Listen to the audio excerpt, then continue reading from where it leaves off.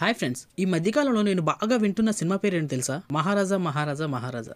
ఇది వింటుంటే నాకేదో నారాయణ శ్రీ చైతన్య ప్రభుజనం. చాలా మంది ఈ మూవీని థియేటర్లో రిలీజ్ అయినప్పుడు ఎవరు చూడలేదు. ఓటీటీలో రిలీజ్ అయిన తర్వాత ఈ సినిమా చూసి చాలా బాగుంది, అనవసరంగా థియేటర్లో మిస్ అయ్యాం అనుకున్నారు.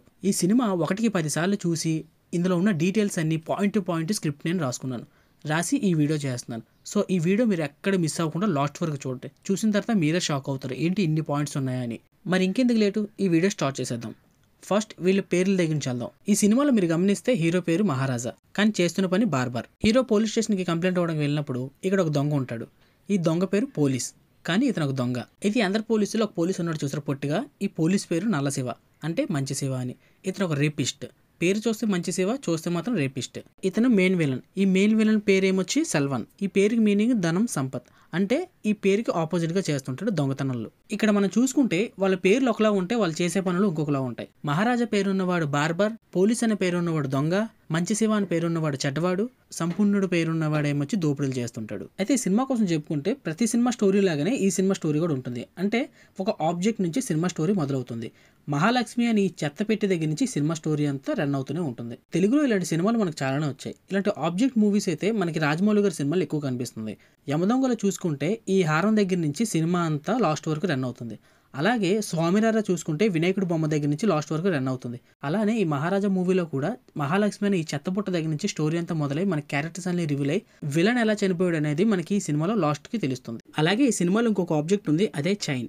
ఈ చైన్ హీరో విలన్ని ఎలా కలుపుతుంది అనేది మనకి ఈ సినిమాలో తెలుస్తుంది. ఫస్ట్ ఈ చెత్తబొట్ట ఏమొచ్చి హీరో తరపు నుంచి క్యారెక్టర్స్ అన్ని ఎలా రివీల్ అయ్యో మనకు చూపిస్తుంది. అలాగే చైన్ ఏమొచ్చి హీరో విలన్ ఎలా కలిసారు అనేది ఈ చైన్ డిసైడ్ చేస్తుంది. వీటితో పాటు ఈ సినిమాలో మనకు కొన్ని ముద్రలు కనిపిస్తాయి. ఒక దగ్గర పాప పాదముద్ర కనిపిస్తుంది, ఇంకొక దగ్గర స్నేక్ కనిపిస్తుంది. ఈ సినిమాలో 2 స్నేక్స్ ఉంటాయి. ఒకటి సేతుపతి ఇంట్లో దొరుకుతుంది, ఇంకొకటి పోలీస్ స్టేషన్లోకి వస్తుంది.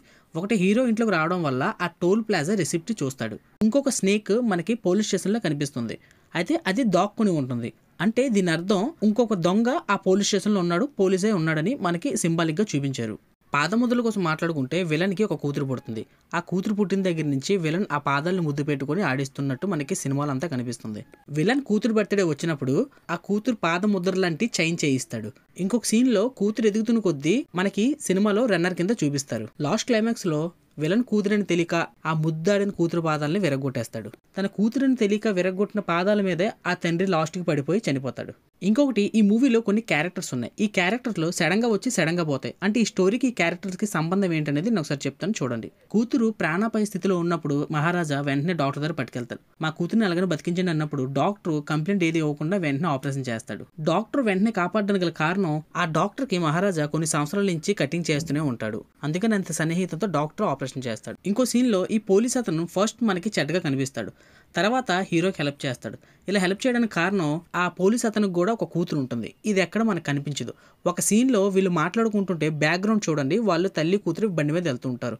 అందుకే మహారాజుకి హెల్ప్ చేస్తాడు ఈ పోలీస్ అతను. ఒక సీన్ లో ఈ పోలీస్ అతను ఒక మాట కూడా అంటాడు, మన ఇంట్లో ఆడపిల్లకి జరిగితే మనం ఊరుకుంటామని అంటాడు. మన బిడ్డకు జరిగితే మనం చూస్తూ ఊరుకుంటామా?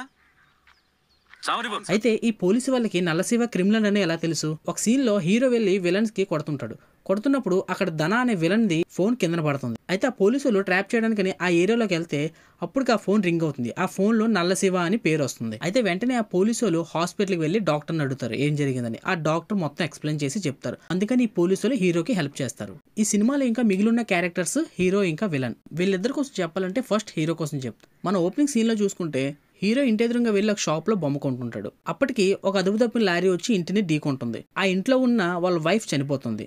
దీన్ని సింబాలిక్ గా మనకి ఎలా చూపిస్తారంటే ఇక్కడ హీరో చేతిలో ఉన్న బొమ్మ పడిపోతుంది. ఇక్కడ ఫస్ట్ లో మనకి తల్లి మొహం ఇరిపినట్టు చూపిస్తారు, పాప మొహం మిగిలినట్టు చూపిస్తారు. అయితే ఇదే సీన్ ని మళ్ళీ లాస్ట్ క్లైమాక్స్ లో పాప మొహం కూడా ఇరిపినట్టు చూపిస్తారు. అంటే అక్కడ తల్లి కూతురు ఇద్దరు చనిపోయారు, మిగిలి ఉన్నది విలన్ కూతురు.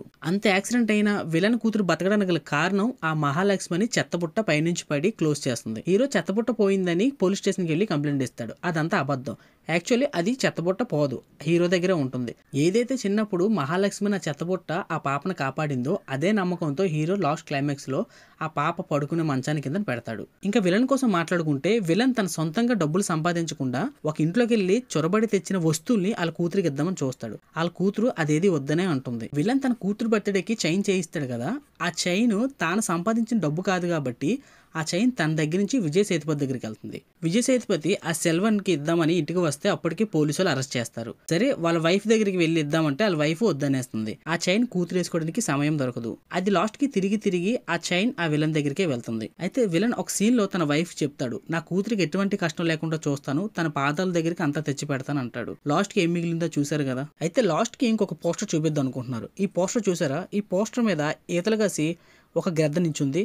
ఇదే మన రివర్స్ చేసి చూస్తే ఇంకొక దాని మీద నక్క నించుంది. అంటే ఈ రెండాట్ల మధ్యన చదరంగాలు ఉన్నాయి. సినిమా అంతా మనకి ఫుల్ చదరంగాలుగా కనిపిస్తుంది.